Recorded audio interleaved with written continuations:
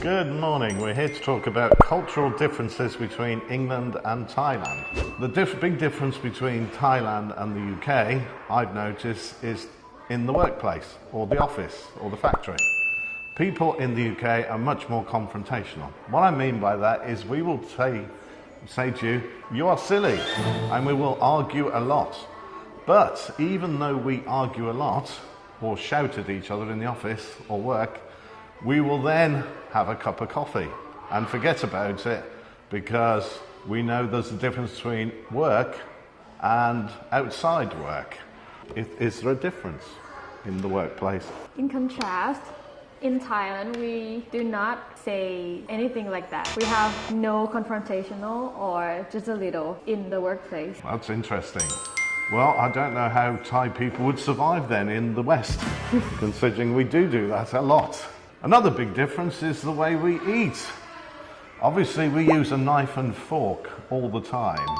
We only usually use a spoon for soup or for pudding, dessert. We don't usually use a spoon when we're eating our main meal.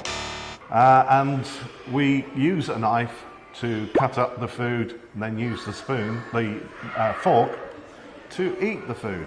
And we keep the knife and fork in our hands. So for instance, the knife is in the right hand and the fork in the left. So how about Thailand? Normally we use fork and spoon for rice and use chopsticks for noodles. Okay, and biggest difference I've noticed is shoes. In the West, in UK for instance, we don't take our shoes off when we go into somebody's home or when we go into the church, which is equivalent to a temple. And we only take our shoes off when we're going to stay a long time. So when you go into somebody's home and you keep your shoes on, the message is, I'm only here for a short time, and then I'll go. But if you take your shoes off, then that gives the message you're going to stay a long time. In Thailand, people must take their shoes off before entering somebody's house or when you go to the temple or church. Ah, interesting.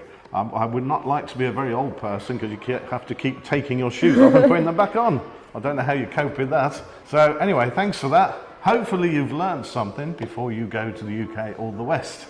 Obviously very different, particularly when it comes to shoes. And that's one of the biggest surprises people have when they go to the West, that people leave their shoes on everywhere. So a bit of a surprise for everybody. So thank you for listening. Bye. Thank you. Bye-bye.